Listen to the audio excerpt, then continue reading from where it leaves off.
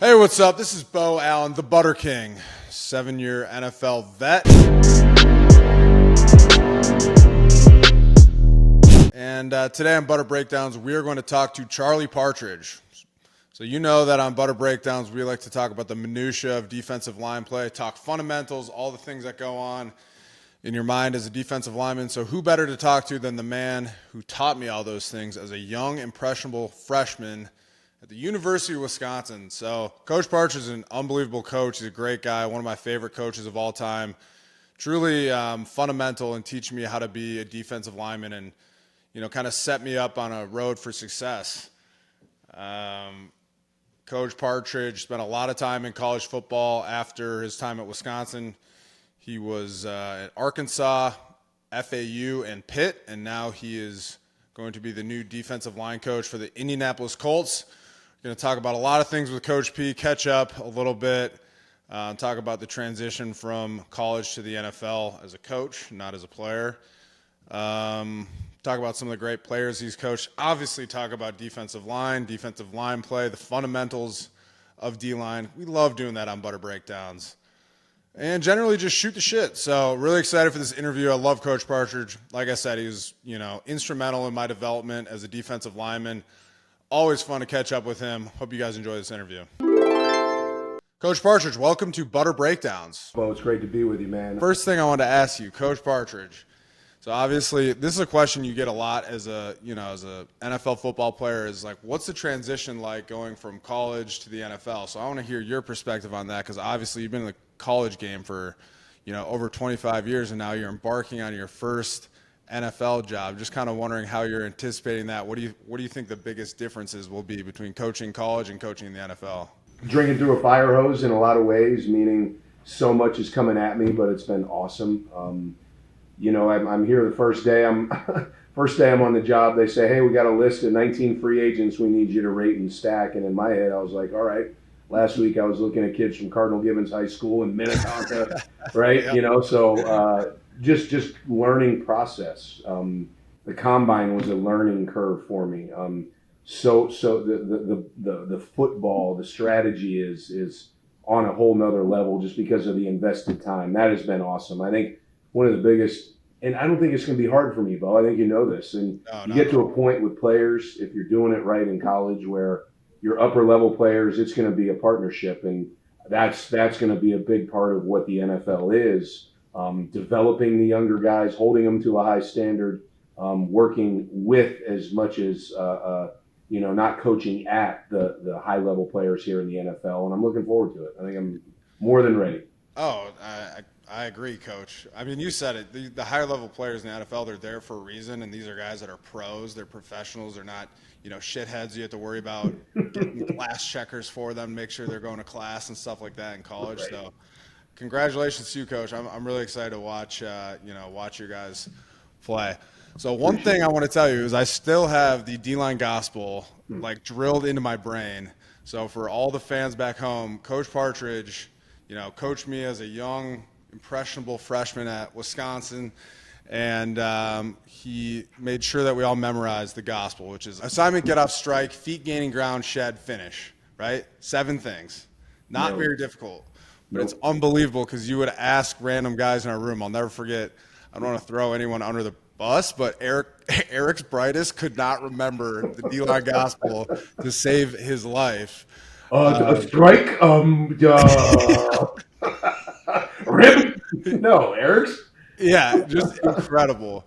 But I was kind of telling you, Coach, one of the things I do these breakdowns, these butter breakdowns, is to talk about, the fundamentals of D-line play and, want people to appreciate all the intricacies that go into playing D-line. I feel like you kind of hit it on the head with the gospel, and that's still something I think about. I thought about it all throughout my playing career.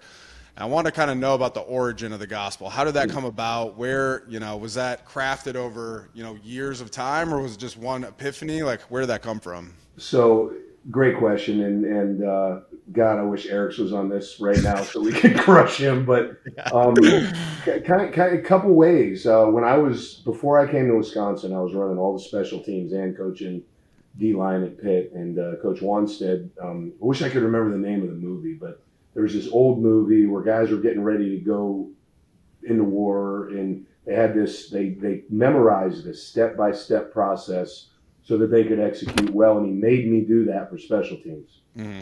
Right. I mean, I think all decent coaches are thieves. We all steal 90% of what we do. So some of it is stolen.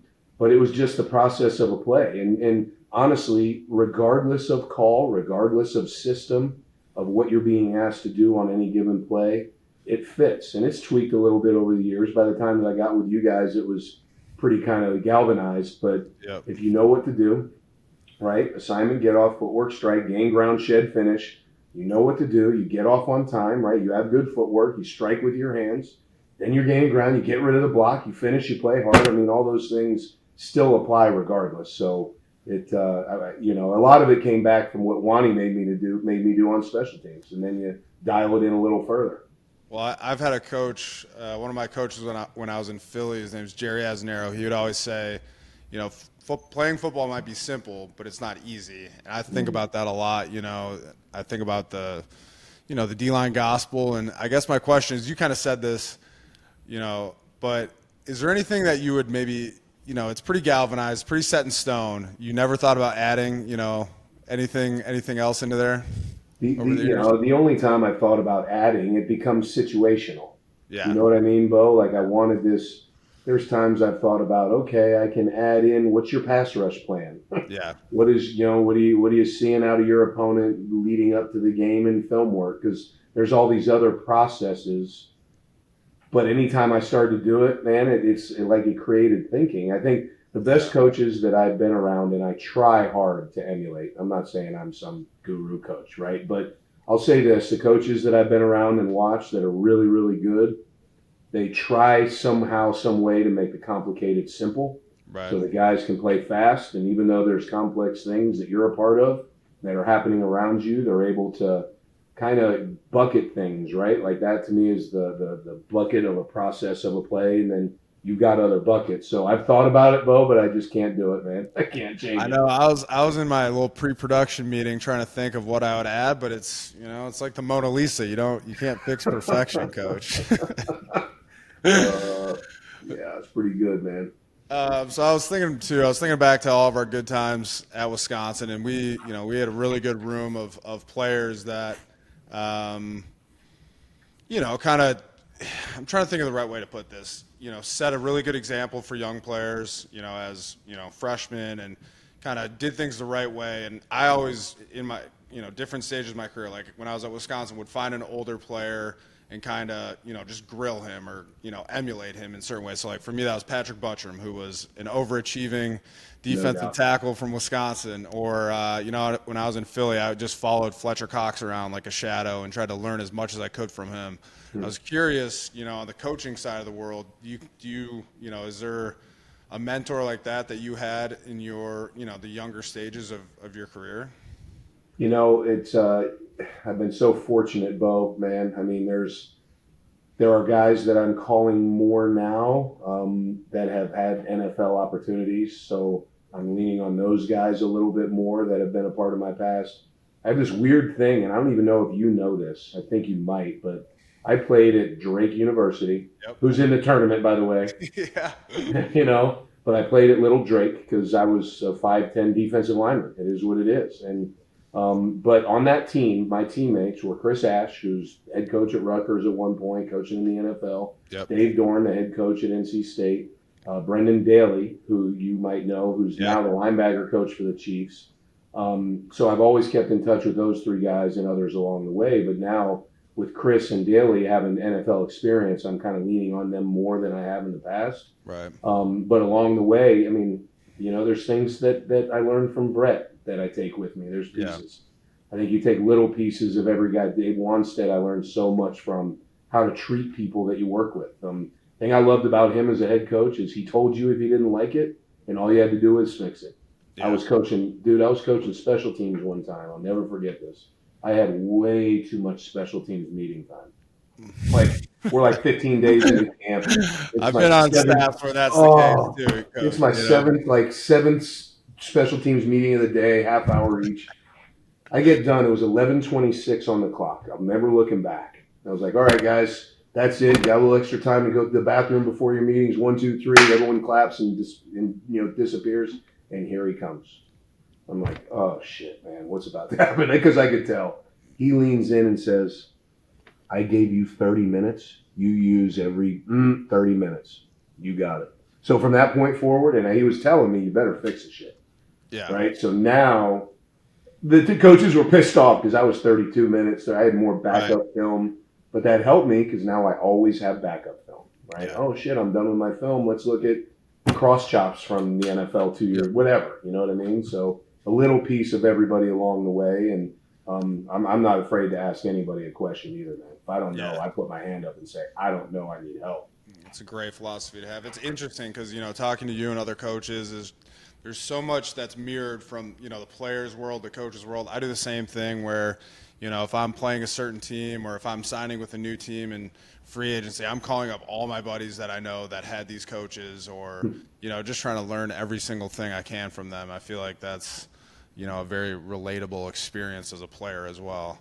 And you played in some different systems too, right? Like I've had along the way, and I'm sure you've experienced this, where I even went through it at Wisconsin in the same system, right? Yeah. There was with Dave, we could be a little bit more freewheeling, kind of, come behind the block and make a play. But when Coach Huxtable came in, it was a little more, you got to control your gap. So kind of had to tie it into the linebackers and all throughout, just adjusting how I play or how I coach the guys in the room to give them success and not put them in a bad spot systematically. So that's a challenge on. That's why it's a smart move by you to find out what the coaches are going to teach you.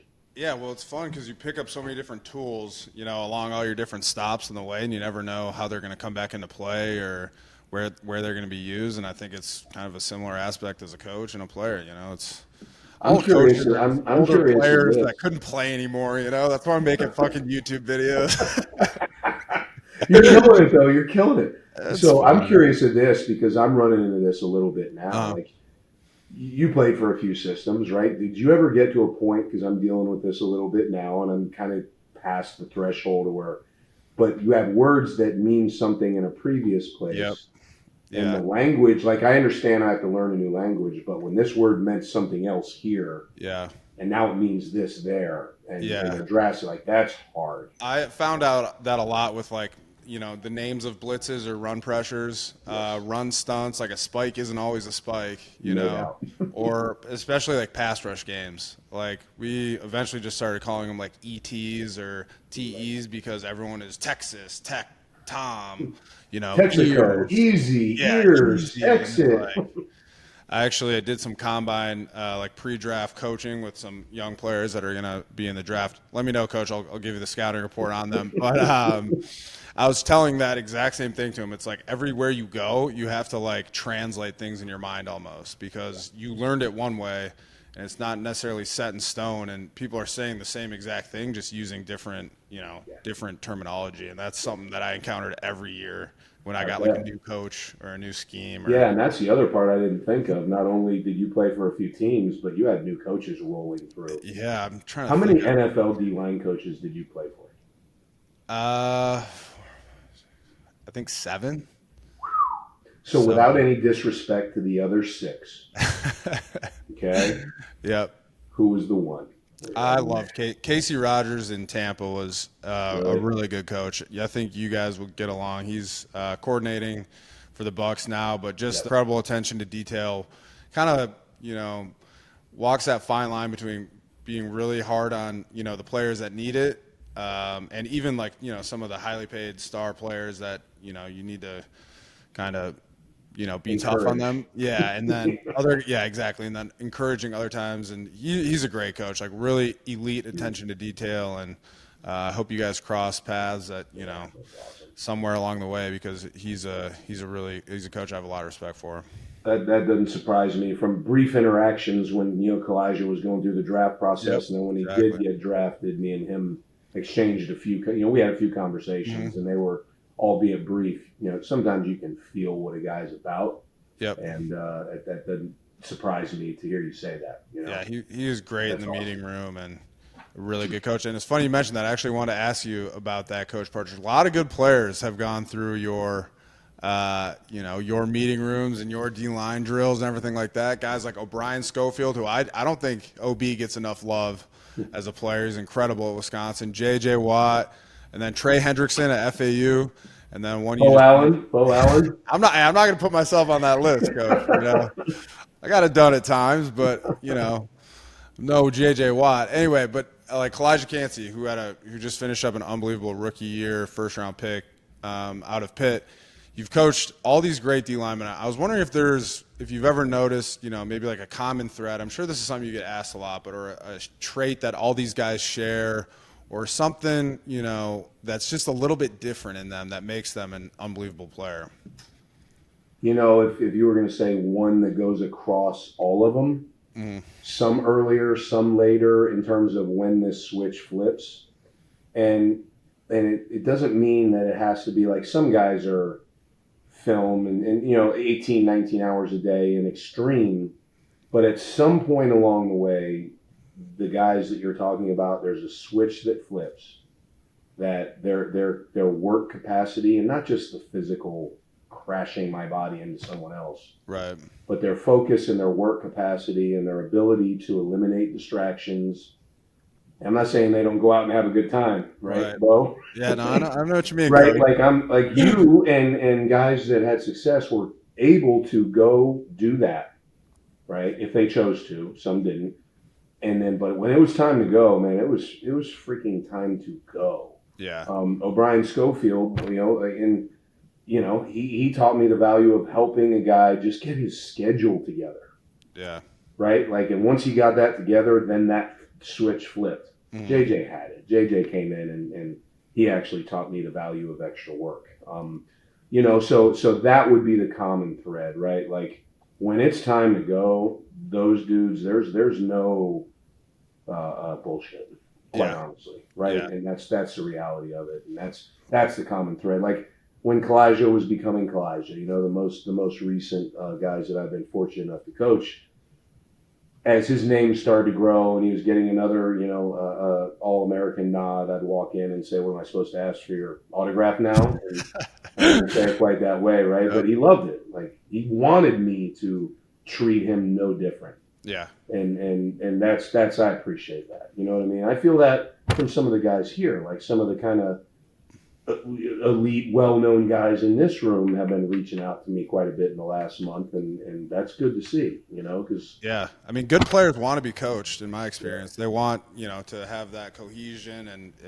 have the room all kind of moving in the same direction. So that brings me to what I want to talk about next, Coach. Is obviously you haven't been in, the guys haven't quite reported for OTAs and stuff like that, but a lot of exciting defensive linemen in Indy, and a guy that I love, and I don't know if he gets as much love across the league as he should, but Grover Stewart is a great nose guard, man. He's physical in the run game, and I'm going to do a little bit of a butter breakdown after we get done with our discussion and talk about what makes him special, but happy to see that you guys retained him in free agency because he's a hell of a player. I've admired his game for a while.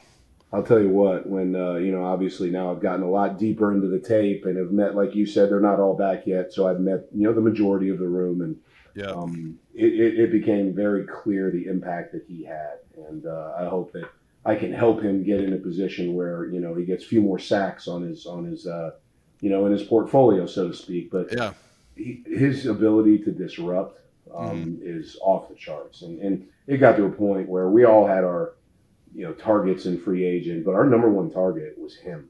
To keep him, like, without a doubt. And once that came together, everything else was gravy at that point. And anyone else that we had a chance to add to the room that fit what we do and what we are, because just his, like, you just look at the numbers. I mean, the run totals last year with him in the game, because he missed a few games middle of the year. When those games that he missed, the run totals are striking. When he is not available as compared to when he is. And not only that, but you walk around this building and everybody in the building, I'm talking about from a food server down the road to somebody in the ticket office to all of them, he's the one they talk about. And when I first got here, it's kind of funny. I couldn't get in touch. Like, everyone had at least texted back, "Can't wait to meet you," that type of stuff. I was struggling to get in touch with him. And I'm like, starting to not panic, but like, what the hell's going on? You know what I mean? So long story short, had one of the other players reach out to him and said, and he told me, Coach, don't worry about it. He's down there in the country of Georgia riding his tractor. He probably didn't even have his phone. Yeah. And he FaceTimed me, and he has this gift, and you have this gift, Beau, of you meet someone for the first time, or finally you feel like you've known them for 10 years. Yeah. Right? And I was That's like, a high compliment. I appreciate that, Coach. yeah, so it's real, right? I bet everyone on this line right now, your producer, everyone else would say the same thing. You walk into a room, anyone you meet feels like, yeah, I know Beau Allen. I've known him forever. I actually known him for like 5 minutes. I've heard great things about Grove. Yeah, too, he's fantastic. I can't wait to work with him because I think there's some things we can do to take him up another notch. Yeah, he's fun to watch on tape. I mean, he's a guy where I feel like, when I was playing, I could steal some things from his game, watch him on tape, like, yeah, I could do that. But a guy that I could never do that with is DeForest Buckner, because he's like 7 feet tall. He's hitting these swim moves. He's so slippery, as a three technique, and it's crazy to watch him. And he's obviously an elite, talent and very great production out of him. It's what are you looking forward to seeing from him in 2024? Super intelligent. I'm not sure when we first talked who was interviewing who, and that's fine. Like that's honestly, that's not my first time. I've had recruits interview me. You kind of interviewed me in that time, right? I don't know about that.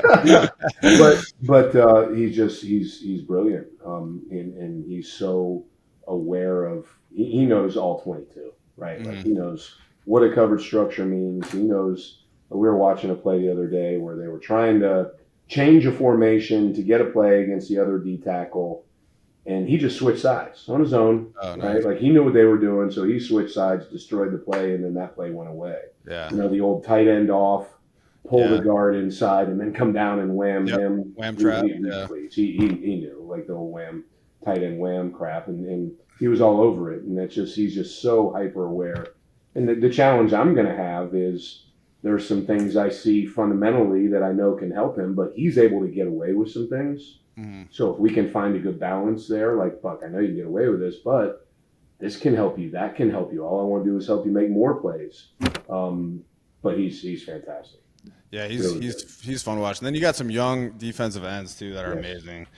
Odangbo and Abukam and Kwity Paye. Like, this is a talented group, Coach. You got to be pretty excited. It is. Yep, and I appreciate all the pressure you're adding to me in my first year in the NFL. No, but they are. They're good, man, and they're hungry. They're hungry to be coached. The communication with those guys has been outstanding. Want to get in here and watch tape as much as we can. Yeah. And they want to get going, which is a lot of fun. And you're right. All of those guys have juice. Kwity came in as a first round pick, and Sampson from the 49ers. I mean, those guys explode off the tape. Yeah. And when you look at Tommy from Northwestern, he can play inside, he can play outside a little bit. I mean, it's Tyquan Lewis who we were able to retain, who's a big one. Yep. Because he's one of those glue guys in the locker room. It's an exciting group. I'm sitting here. I'll tell you an exciting prospect that is a kid named Isaiah Land, who didn't play much last year. Mm-hmm. But he was at Florida A&M. He's got good length. He's got good twitch. Titus Leo, Dio is a guy who plays in but can go inside and third down and do some stuff. This is a fun group. And then I don't know if you're going to bring him up, so I'm not trying to steal your thunder, but Raekwon Davis, the add-in from Miami. Yeah, now we're officially allowed to talk about him. Yep. Which I mean, he's only 6'7", 322, and Beau. Sometimes I forget that I'm 5'10" ish, right? Until I look at a picture. And I'm yelling at guys like this, and like, do we really have to make it worse now? Well, Coach, one of the things that you always used to do in the meeting room, which we all would joke about in the locker room, is you're getting up, you'd make a guy stand up to demonstrate a move on them, and you'd bring it a little bit in the DLine meeting room just to kind of show everyone that you still got it. So good luck with that with Raekwon. Yeah, I might have to find some. I'm gonna have to pick who I go against. Yeah, pick a fucking rookie or something, But no, I mean, you have an incredibly deep D-line group, and I was always a rotational defensive lineman. I have such an appreciation for, what it means for the rest of the group, and you can rotate guys through and have confidence that anyone who's out on the field is gonna, be productive and get it done, and there's not going to be any sort of drop off in, production or talent or. anything like that. So you got a lot of great guys to work with, and I know you like to rotate guys too, and especially Gus Bradley's defense. Like those dudes are rolling off the ball. Man, it's fun, and I'll be honest, right? Like thankfully, what we did with Coach Narduzzi at Pitt because we didn't do this when we were 6 and we were pretty much gap control. We could slip some blocks, but what we were doing in Pittsburgh from a base standpoint, we blitzed a lot more, but. The premise of a wide 9 and getting up the field, and as long as you're vertical, we don't care if that damn tight end reaches. On down the line, that carries very well into here, that system of thought. Right. So the fundamentals I've been using the last 7 years, there's a lot of carryover from that standpoint. Right. There'll be some tweaks, but it reminds me a lot of the defense I played in Philly with Jim Schwartz, the wide 9, and it's such a fun defense as a as a D tackle. Like it's like, okay, I don't need to 2-gap these guys. Like I can get off the ball and go a little bit, and create some chaos. No doubt. And I mean, it's stopping the run on the way to the quarterback. That's not a bad way to live in our world. No, and D-linemen love it too. It gets guys paid a little bit too. So no doubt, it's a fun way to do it. Well, Coach, I don't want to take up too much of your time. I do want to say one thing. The guys were asking me about some funny stories between us. I got a couple. I'll never forget. I think I was a freshman. First time we ever ran, it was either like a buck or a pirate stunt, where like the nose is wrapping around. And I'd never ran one before. And you're like, yeah, you got to wrap. Make sure you get wide enough to get the quarterback. And we were watching that fucking tape in the meeting room the next day, and I wrapped like 30 yards. Like it was like absolutely absurd. I was wondering if you remember that, but I got ripped on for that by some of the older guys for basically that entire season. It was a pretty good one. I wish I could tell you that I remember that. I got to find that clip. If you find it, send it to me. And then never forget the cookouts. With the D-line every summer. I think that if that's something that you can continue. I was going to ask you that, right? Like it's funny because I've done a few more things, but what has continued. And I don't know if I'm allowed to do it for liability reasons. Is the kickball game? Yeah, you got to do the kickball game. Got to do the kickball. That's what I was going to say. Right? Have to. Was it you that went through my neighbor's tree? It got a little. Yeah, the game got a little heated. You got to lay out for balls, Coach. Like, what's funny is and you guys were a lot quicker than some of the other places I've been. Like Arkansas, my first year at Pitt, it's the same shit every year. Kickball, man, we got to play kickball, and then somebody makes a freaking play, and then it's on. Yeah, it's fun, I'm all about that. The games, you gotta get those guys out there playing kickball. Let me see Raekwon Davis just smack one. It'll be fun. Man. Here's where we've elevated. I'm gonna have to find a picture. They make a kickball now that's like this big, like an exercise ball. Like you're not getting the missile shots out of the neighborhood, right? So now you actually have to play. But the bad part about it is you can really blast someone in the face. Seriously, you got to get the trainers on board. One other thing, I noticed there's a couple Badgers over there in Indy with you. You got TJ Engels. Yeah, Chris Ballard.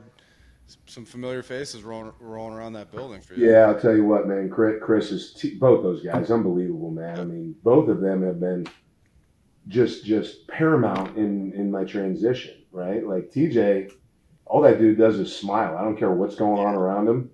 Like, TJ, aren't you worried? No, we'll be fine. We'll figure it out. Like he's been fantastic, and Chris Ballard, I think, does an amazing job. His evaluation of Raekwon and knowing the fit and the need and just I'm kind of blown away, albeit my first NFL experience. But Chris Ballard, a proud Badger, is doing a fantastic job, man. We're lucky to have him. We got a proud Badger here as well, Coach. On Wisconsin, brother. On Wisconsin, Coach. Thanks a lot for coming on. It's always great catching up with you. It'll be so fun to follow you in Indianapolis with your D-liner. We got some real players, and excited for you to let them shine and see you coach them up and everything like that. Appreciate it, Beau. Great catching up, man. Appreciate you, Coach.